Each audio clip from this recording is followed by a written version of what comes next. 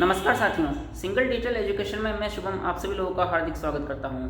आज हम बात करेंगे जो बेसिक कंप्यूटर स्ट्रक्चर का जो कोर्ट केस चल रहा था उसके रिजल्ट के बारे में। साथियों, आप सबको मालूम है कि बेसिक कंप्यूटर स्ट्रक्चर में जिन लोगों ने कोर्ट में ऑब्जेक्शन के क्वेश्चन के ऊपर ऑब्जेक्शन लगाई थी वो उसका रिजल्ट आ चुका है और उस रिजल्ट के अंदर जो इंपॉर्टेंट बातें हैं हम उस पर ऊपर फोकस करेंगे। साथियों, कोर्ट केस के जो रिजल्ट है उसमें क्लियर मेंशन है कि जो 6500 प्लस कैंडिडेट सेलेक्ट हो चुके हैं, जो ऑलरेडी सिलेक्टेड हैं, उनके ऊपर इस रिजल्ट का कोई प्रभाव नहीं पड़ेगा। साथियों, इसका मतलब जिन भी लोगों का सिलेक्शन अभी हो चुका है उन लोगों को डरने की आवश्यकता नहीं है। उन लोगों का रिजल्ट बाद में कुछ भी रहे लेकिन उनके जो अपॉइंटमेंट है उसके ऊपर कोई भी इफेक्ट नहीं पड़ेगा। उनको गवर्नमेंट जॉब जो मिल चुकी है वो उनकी पक्की है, वो फिक्स हो चुकी है। इसके अलावा साथियों, उसके अंदर ऐसा कुछ नहीं लिखा हुआ है कि जो ओनली फ्रॉम काउंसलिंग है उनकी ज्वाइनिंग नहीं दी जाए। तो जो ओनली फ्रॉम काउंसलिंग वाले कैंडिडेट्स हैं उनकी भी ज्वाइनिंग मिलेगी। उसमें 6500 प्लस का आंकड़ा है और उसके अंदर वो लोग भी शामिल हैं, इसलिए उनको भी डरने की आवश्यकता नहीं है। जैसे ही उनकी डिग्री का वेरिफिकेशन हो जाएगा उनको भी अपॉइंटमेंट लेटर इश्यू हो जाएंगे। कोर्ट केस में ये लिखा हुआ है कि वेटिंग लिस्ट जारी नहीं की जाए। तो साथियों, इस वाली भर्ती में कोई वेटिंग लिस्ट नहीं है। जिनके भी 80 प्लस के ऊपर मार्क्स थे वो सभी सिलेक्टेड थे। इस वजह से ऑलरेडी जो भी कैंडिडेट सेलेक्टेड थे उनकी लिस्ट जारी हो चुकी थी 6500 प्लस, और इसके अलावा एक भी कैंडिडेट ऐसा नहीं था जिसके ऊपर 80 से प्लस मार्क्स हो और वो वेटिंग लिस्ट में हो। तो इस लाइन का कोई मतलब ही नहीं रह जाता। तो जिन भी लोगों का सिलेक्शन है वो ऑलरेडी सिलेक्टेड है, वो उनकी जो फिक्स है उनके ऊपर कोई प्रभाव नहीं पड़ेगा। इसके अलावा जो 9 क्वेश्चन हैं, जो सेकंड पेपर के 9 क्वेश्चन के ऊपर जिनके ऊपर कोर्ट ने आदेश दिया है कि दोबारा से आप पैनल बनाइए, एक्सपर्ट पैनल बना के इनको कंसिडर कीजिए। तो साथियों, मेरा मानना है कि बोर्ड इसके अंदर दोबारा से पैनल बनाएगा। पैनल बनाने के बाद जो डाउट वाले क्वेश्चन हैं उनको बोर्ड मैक्सिमम मुझे लगता है कि वो डिलीट ही करेगा। कुछ 1-2 क्वेश्चन के ही आंसर वो चेंज कर पाएगा अगर करेगा तो, लेकिन मैक्सिमम प्रायोरिटी ये रहेगी कि बोर्ड उनको डिलीट करेगा।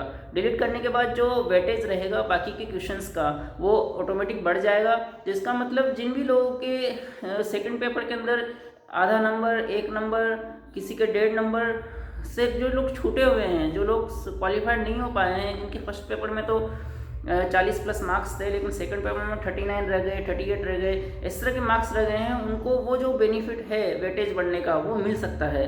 तो उनको वो लोग हो सकता है कि वो सिलेक्शन वाली लिस्ट में आ जाए। तो बोर्ड इसमें क्या करेगा कि जो जिनके भी 80 प्लस मार्क्स बनेंगे उनको वो सिलेक्शन उनका घोषित करेगा और उनको भी वो क्वालिफाइड बनाएगा। और SC/ST कैटेगरी में जिनके 75 प्लस बन जाएंगे उनको वो सिलेक्शन वाली लिस्ट में लेगा।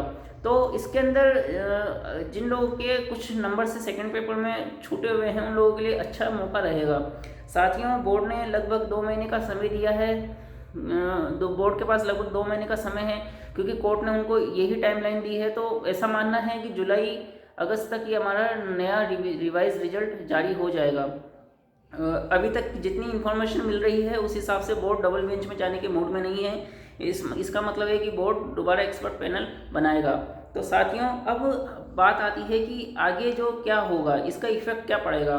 तो अगर रिजल्ट पूरा रिवाइज होगा, जैसे क्वेश्चन कुछ डिलीट हुए या मार्क्स कुछ चेंज हुए, ज़्यादा इफेक्ट नहीं पड़ेगा लेकिन 2-3 क्वेश्चन का भी अगर इफेक्ट पड़ता है तो पूरा की पूरा रिजल्ट रिवाइज होगा। यानी कि जो सिलेक्टेड कैंडिडेट ने उनके अपॉइंटमेंट पे कोई फ़र्क तो नहीं पड़ेगा लेकिन जो सिलेक्टेड कैंडिडेट है उनकी रैंकिंग के अंदर फ़र्क पड़ेगा। यानी कि उनकी रैंक दोबारा से जारी होगी और उनकी रैंक क्या रहती है वो उनको दिखाई जाएगी। इसके अलावा साथियों, काउंसलिंग दोबारा होगी या नहीं होगी इस बारे में भी काफ़ी लोगों का क्वेश्चन है। तो साथियों, कुछ इसके अंदर मैं काफ़ी लोगों से मैंने बात की है और उसमें ये आया है कि इस तरह के केसेस में जनरली अगर ज़्यादा बच्चे अंदर आते हैं तो काउंसलिंग बोर्ड दोबारा करवा सकता है, काउंसलिंग निदेशालय द्वारा करवा सकता है। लेकिन काउंसलिंग फोर्सफुली नहीं होगी, ये ऑप्शनल होगी। यानी कि जो भी बच्चे सिलेक्टेड हैं, ऑलरेडी जिन ज्वाइन हो चुके हैं, उनको शायद मौका एजुकेशन डिपार्टमेंट मौका दे कि वो दोबारा काउंसलिंग में पार्टिसिपेट कर सकते हैं। ऐसा मैं डेफिनेटली नहीं कर सकता हूँ, ये चीज़ें तो आने वाला वक्त ही बताएगा। लेकिन जो भी लोग सिलेक्टेड हैं वो निश्चिंत रहें, उनके ऊपर कोई प्रभाव नहीं पड़ेगा। और जो लोग आधे 1 नंबर से छूटे हुए हैं हो सकता है कि वो लोग भी सिलेक्शन वाली कैटेगरी के अंदर आ जाए। तो साथियों आपको जानकारी पसंद आई हो तो वीडियो को लाइक कीजिए और चैनल को सब्सक्राइब कीजिए और बेल आइकन को हिट कीजिए ताकि जैसे नए नए वीडियो आए आप लोगों को नोटिफिकेशन मिल पाए। इसके अलावा जो भी आपके मन में डाउट हो वो आप कमेंट करके मुझे बताएं ताकि मैं उन डाउट के ऊपर वीडियोस ला सकूं और आप लोगों के जो जिज्ञासाएं हैं उनको शांत कर सकूं। अभी के लिए इतना ही। धन्यवाद साथियों।